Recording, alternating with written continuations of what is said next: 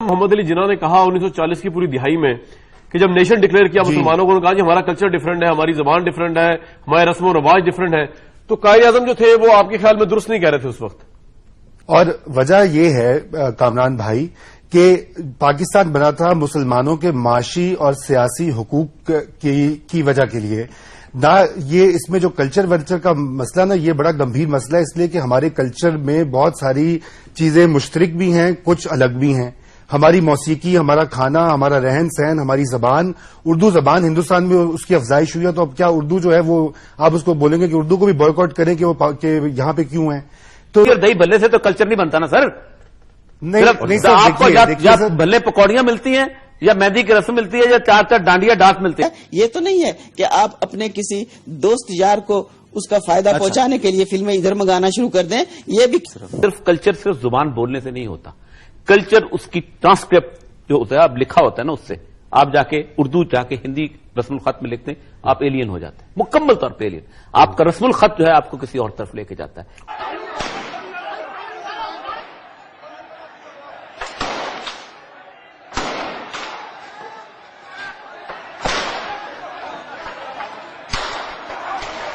तो ये मसला मेरे ख्याल से नजरियाती जंग का नहीं है।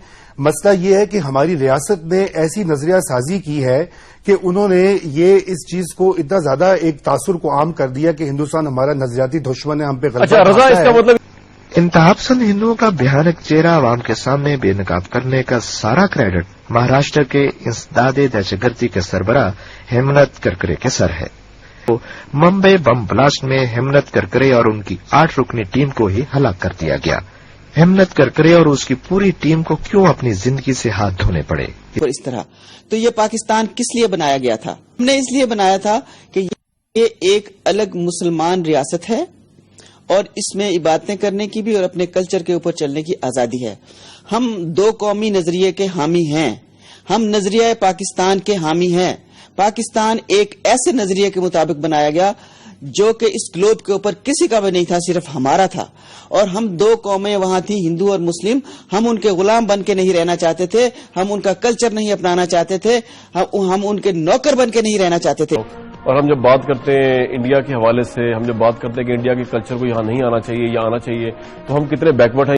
1990 से लेकर आज तक से क्या ताल्लुक है? इससे ताल्लुक ये है कि this is the state of war. No, this is not a state of war.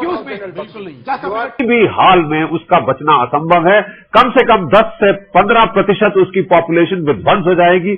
उसके कोई गिने चुने 10 शहर हैं, वो पूरे के पूरे तबाह हो जाएंगे। Pakistan will cease to exist as a viable nation. आप लोगों का जो एस्टेब्लिशमेंट है, आपका जो एजेंडा है, जिस आप पाकिस्तान की कौमी नजरियाती रूहानी असास के खिलाफ काम कर रहे हैं, आप कंट्रोल को परमानेंट लाइन ऑफ कॉमर्स बनाते हैं, आप पाकिस्तान और इंडिया के दरमियान बॉर्डर खत्म करके एक कॉमन कल्चर बनाना चाहते हैं, और ये सारा एजेंडा वो है जो इंडियन फॉरेन पॉलिसी का है, और इसके हमारे पास सबूत है। मैं जानना चाहता हूं, क्या आपको नहीं लगता कि अब अंतर्राष्ट्रीय समुदाय को कुछ जवाब लेने चाहिए पाकिस्तान से, जिसकी हरकतें एक रोग स्टेट की तरह दिखाई देती हैं, अपनी प्रतिरोधक क्षमता। इन्होंने औरतों को, एक सेकंड मेरी बात सुने, इन्होंने औरतों को मरने दिया, मैंने अपनी इसमें आर्टिकल में भी लिखा हुआ है।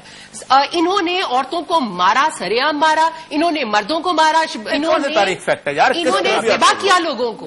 कौन सी तारीख किसके है? ने बिलाखिर मजिस्ट्रेट के सामने समझौता एक्सप्रेस में होने वाले बम धमाकों की जिम्मेदारी कबूल कर ली। याद रहे, फरवरी 2007 में समझौता एक्सप्रेस में होने वाले बम धमाकों से 68 अफराद हलाक और 100 से ज्यादा जख्मी हो गए थे। धमाकों के फौरन बाद हिंदुस्तानी सरकार ने पाकिस्तान पर दहशतगर्दी का इल्जाम थोप दिया था। हालांकि हलाक होने वालों की अक्सरियत का ताल्लुक भी पाकिस्तान से था। और सितम ज़रीफी देखिए कि कभी रेलवे डिब्बों के दरवाजों को तालों से भी बंद किया जाता है। लश्करे झंगवी के वहां पर कैंप्स थे या नहीं थे, मुझे ये बताइए। नहीं, असल में होता है, आप बैनर लेकर खड़ी हो जाती हैं, मतलब 50 लाख औरतें वहां भूख से मर रही हैं। कोई एक एनजीओ पहुंची, कोई ह्यूमन राइट एक्टिविस्ट पहुंची? क्या मैं किसी एनजीओ को नहीं रिप्रेजेंट करे भाई। आप किसको कर रहे हैं? क्या बात कर रहे हैं? All liberal forces. कौन सी एनजीओ को रिप्रेजेंट कर रही हूं मैं? कोई एक लिबरल फोर्स वहां पहुंची है? वहां पर मैं लिबरल फोर्स हूं। मैं पहुंची, आप गए वहां पर? आप बदीन में गए? आप बदीन में गए? आपको वही दाढ़ी वाले नजर आएंगे वहां पर, आपको वही नजर आएंगे जो अल्लाह से डरते हैं, वहां जाकर इन लोगों की मदद कर रहे हैं। 1 मिनट।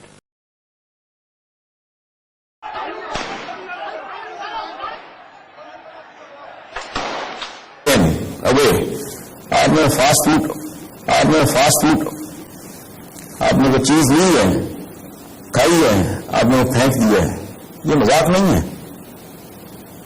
گھوڑ سوار کا کلچر اور ہے، گاڑی چلانے والے کا کلچر اور ہے.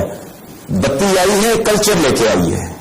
ایک رضا رومی صاحب ذرا سا تاریخ کو ٹھیک کر لیں. اچھا، یہ برصغیر پاک و ہند جسے ہندوستان کا نام دیا جاتا ہے، اس کے اندر یہ ساری موسیقی مسلمان لے کے آئے تھے. پہلی بات تو یہ ہے کہ ہماری سارے کا سارا ٹیسٹ آپ اٹھا لیجئے. اور چیز، یہ جو خطہ ہے، جو پاکستان کا خطہ ہے جس میں ہم آج رہتے ہیں، یہ کبھی ایک یونیفائڈ انڈیا کا حصہ نہیں رہا، سوائے اس زمانے میں رہا ہے جب مسلمان اس میں حکمران ہوئے.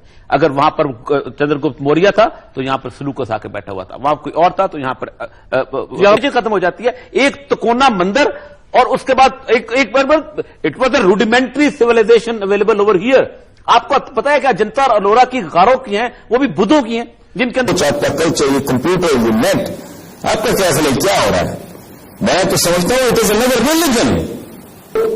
ٹی وی آیا تو ٹی وی ناؤ جو ہے اس کے پیچھے ایک خاص کلچر آیا.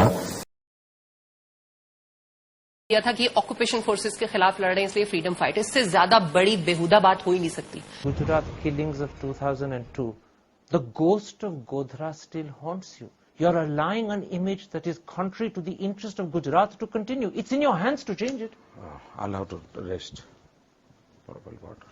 کی سرپرستی کرتا ہے اور اسی نے ہی فوج کے اسلحہ خانہ سے گولہ بارود لے کر دیا تھا، جنہوں نے یہ گولہ بارود سمجھوتا ایکسپریس اور بھارت میں مسلمانوں کے مقدس مقامات کو اڑانے کے لیے استعمال کیا.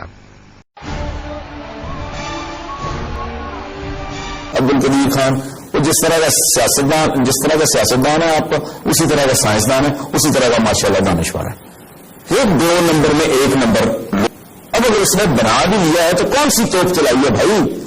میں دیکھیے بتانا چاہتا ہوں کہ پاکستان میں ہم ایک بڑی ڈینجرس جکسٹاپوزیشن دیکھ رہے ہیں. The fastest growing nuclear Arsenal, دنیا کا سب سے تیزی سے فرانس آگے ہو گیا، اٹامک فرانس کے آگے ہو رہا ہے، وہ سب سے بڑھتا ہوا اٹامک ذخیرہ. تمام چیزیں مسلمان لے کے آئے.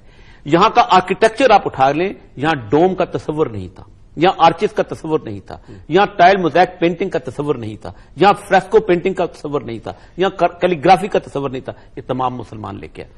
یہاں غزل مسلمان لے کے آئے، یہاں مرثیہ مسلمان لے کے آئے. سینٹرل ایشیا وہاں سے. ایک بات تو یہ ہے کہ یہ پوری کی پوری تہذیب بنیادی طور پر گنگا کی طرف دیکھنے والی تہذیب نہیں بلکہ کسی اور طرف